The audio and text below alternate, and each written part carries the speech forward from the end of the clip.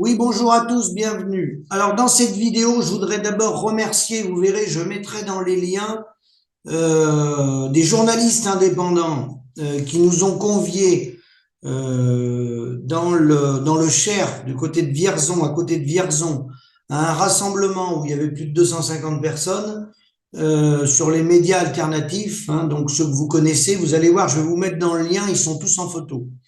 Hein. Il y a Nexus, il y a Nicolas Bouvier pour ceux qui connaissent, il y a Tribune Libre, il y a GPTV, etc. Et donc, on a été conviés, ils nous ont donné un petit peu la parole. Il y avait des gens du SAMU social qui étaient présents là-bas, puisqu'il y avait des gens de différents départements qui nous connaissaient.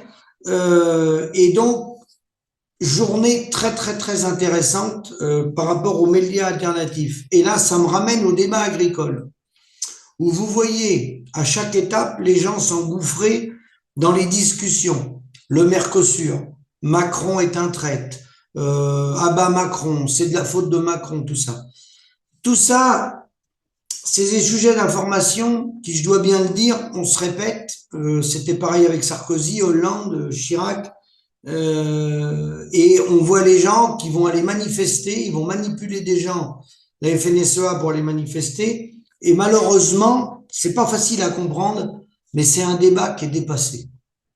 Les enjeux, je vais les répéter, je les ai mis en 8 points, on pourrait en faire plus, hein. On pourrait en faire plus et écrire des pages, hein. Mais dans cette vidéo, j'ai l'intention d'être très court, hein. Je m'adresse aux médias alternatifs et aux autres, hein. Je vous demande de relayer pour ceux qui comprennent un peu les messages que je veux passer, hein. Moi, c'est pas moi qui va faire le boulot sur le terrain. Je passe des messages et nous, on essaye d'accompagner les gens sur le terrain qui sont en difficulté et on essaye de les faire changer de production ou changer de modèle économique quand c'est possible. Parce que c'est pas toujours possible. Alors, le Mercosur, ça va être le débat du moment, hein. Mais c'est quoi les enjeux? C'est quoi les enjeux? C'est des revenus à hauteur des coûts de production. Si on veut pérenniser notre métier, des revenus à hauteur des coûts de production, c'est minimum, j'ai bien dit minimum, j'ai pas dit maximum. 3 000 € net mensuels pour un paysan. Sinon, vous ne tiendrez personne. En deux, alors, ils sont pas forcément, je les ai classés de 1 à 8. Ne retenez pas mon classement, c'est pas forcément l'ordre de priorité. Mais j'ai démarré par ça. Donc, un, des prix à hauteur des coûts de production. Sans revenu, vous ne ferez rien. Vous pouvez parler de tout ce que vous voulez, vous ne ferez rien. Deux, gestion des volumes par production. Système des organisations de producteurs au Canada, qui le modèle canadien a des défauts, tout a des défauts, mais c'est quand même un des meilleurs systèmes. S'il n'y a pas de gestion des volumes, c'est pas la peine d'aller plus loin. Faut même pas donner des prix agricoles, ça sert à rien, ça ne marchera pas. Si demain vous augmentez les prix et que vous encadrez pas une gestion des volumes des denrées agricoles produites dans les exploitations, ça ne marchera pas. Parce qu'il y a des gens, c'est la nature humaine, j'y peux rien, ni vous ni moi. Si vous augmentez les prix, vous avez des gens, ils vont monter 10 robots de traite. Voilà. C'est la nature humaine, elle est con, c'est comme ça, j'y peux rien, ni vous ni moi. Il y en a qui vont monter 10 robots de traite et donc ils vont effondrer la filière parce que sans gestion des volumes, dans les autres domaines, ils construisent pas plus de tracteurs ou plus de voitures ou plus de chaussures qui sont capables d'en vendre. Ça paraît logique, mais un paysan, malheureusement, certains ne sont pas capables de comprendre ça. 3. Reprise de notre souveraineté au maximum dans toutes les productions via les PAT, projets alimentaires territoriaux, en travaillant avec l'ensemble des élus locaux. C'est important. Il faut travailler avec les élus locaux et non pas être divisé. Alors quand je dis l'ensemble des élus locaux, c'est pas de politique. Les gens sont politisés et ils ont le droit d'appartenir à un parti politique, mais pour défendre la paysannerie et sauver les paysans, que la personne soit de gauche, de droite, d'extrême gauche, du centre, on s'en fout. On s'en fout. D'accord? La priorité, c'est de sauver les paysans. Donc avec les élus locaux, maires, et donc avec les gens qui existent, hein, le SAMU ou nous, on ne va pas remonter une association, il n'y en a pas besoin, il y en a plein qui travaillent très bien. Il y a SOS Mères, il y a les Cigales, il y a Mimosa, il y a les Jardins de Cocagne, il y a Terre de Liens, il y a des entreprises aussi qui mettent les gens en relation avec des investisseurs privés quand on n'a pas l'argent pour racheter le foncier. Hein. Il y a plein de gens qui travaillent dans ce domaine-là. On ne va pas les remplacer, ils travaillent mieux que nous. Il faut travailler avec eux. Voilà.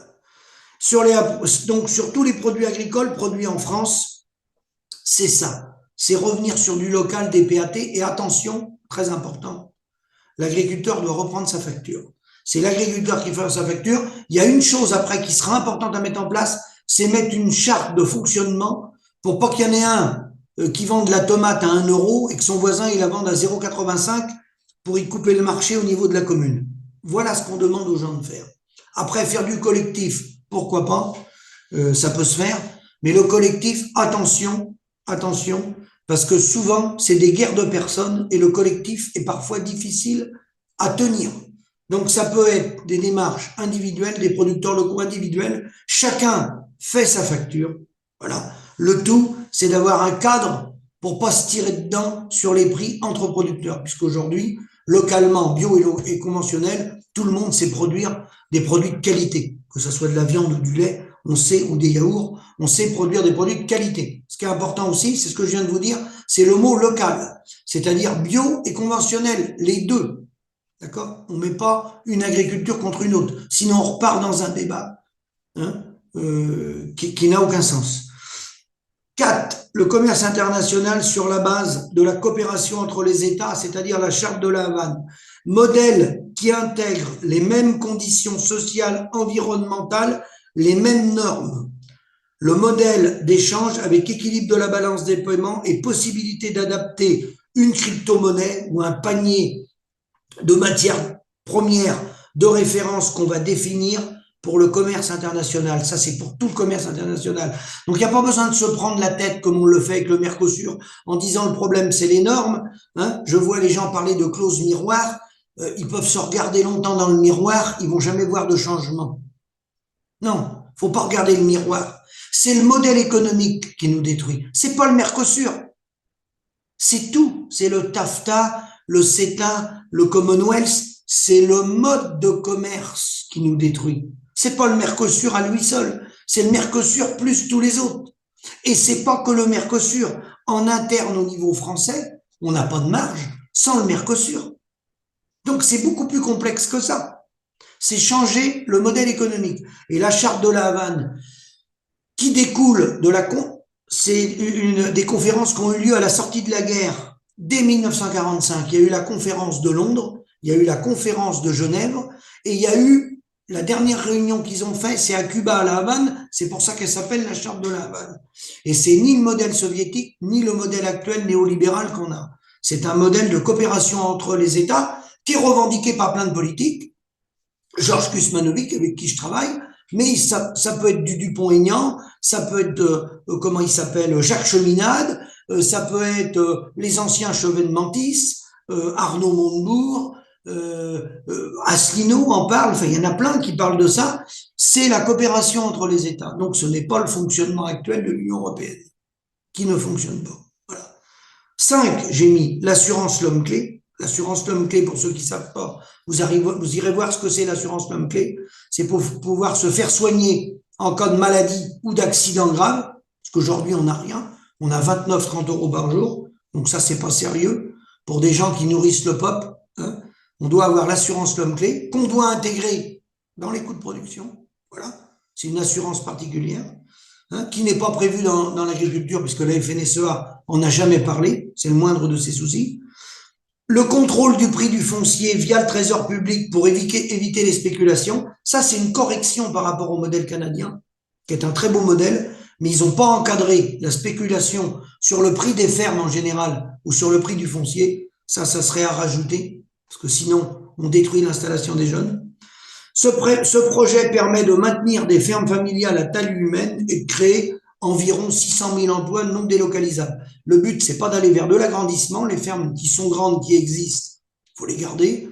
Si après, à se transmettre, on peut éventuellement les saucissonner et faire plusieurs installations dans la mesure où il y a un encadrement avec des prix à hauteur des coûts de production, avec gestion des volumes. Mais on n'est pas obligé de continuer à grossir les fermes. Certaines fermes qui ont des centaines d'hectares peuvent très bien supporter plusieurs installations dans la mesure où il y a du revenu. Sinon, c'est pas entendable. 8. Revoir le modèle fiscal et imposer les paysans sur le revenu réel et non sur le bénéfice d'entreprise. Ça, j'en ai déjà parlé. C'est faire coller la fiscalité aux spécificités agricoles, hein, puisqu'on dépend du climat et on travaille avec du vivant. Voilà. Sinon, le reste, manifester, vous pouvez manifester contre ou pour le Mercosur. Hein. Bien sûr, la FNSEA joue un double jeu. Ils disent qu'ils sont contre le Mercosur, mais en réalité, ils sont pour. Arnaud Rousseau, lui, ne peut pas faire autrement avec les multinationales qu'ils ont et avec le groupe Avril. Lui, il est pris entre deux chaises. Il ne peut pas faire autrement. Voilà. Lui, il est dans un modèle économique où il y a des enjeux importants économiques, et lui, au fond de lui, il ne peut pas être contre le libre-échange tel qu'il se pratique. Il ne peut pas être contre le Mercosur, ni contre le TAFTA. C'est impossible. C'est antinomique par rapport à toutes les entreprises qu'il a, par rapport à Unigrain, par rapport à Invivo, par rapport à la coopération agricole, par rapport à Sodial, par rapport à tous les gens qui côtoient, LDC et tout. Pour eux, c'est pas possible. Voilà. Eux, ils veulent pas changer le cadre. Nous, on veut changer le cadre. Alors eux, ils font croire qu'ils veulent travailler à l'intérieur du cadre, d'où l'intérêt des manifestations, d'envoyer des gens manifester.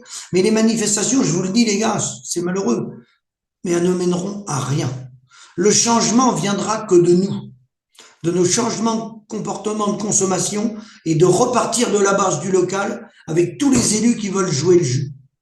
Parce que par le local, on peut remonter, par le haut, très compliqué, parce que le haut, ça touche des intérêts économiques importants, qui met en cause, c'est du relationnel, c'est de l'échange international avec le commerce mondialisé. Donc, dans la balance, on se retrouve avec du Bouygues, du Vinci, du nucléaire, des grands groupes, les grands constructeurs automobiles. On se retrouve avec Volkswagen, hein, on se retrouve avec Dassault, hein, qui sont dans le commerce international et ils ne peuvent pas en sortir.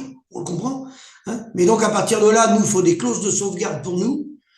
Soit, comme certains le disent, il faut l'exception agriculturelle, mais il y a beaucoup mieux que ça. L'exception agriculturelle peut répondre partiellement, hein, mais ça veut dire faire du protectionnisme pays par pays, alors que la coopération entre les États, la charte de la Havane, elle peut se faire. Alors, bien sûr, elle est contraire à l'OMC, elle est contraire au fonctionnement de l'Union européenne, mais elle peut se démarrer, hein, avec un groupe de pays qui vont se mettre d'accord, qui sont dans l'euro ou pas dans l'euro, et qui vont commencer à faire du commerce international. Alors bien sûr au départ, sous la base de la coopération entre les États, bien sûr au départ, ils ne vont pas respecter les règles de l'Union européenne. On est bien d'accord. Ils vont les saborder. Voilà. Mais soit on saborde les règles de l'Union européenne, soit on se suscite collectivement. Voilà. Donc, je vous remercie. À bientôt.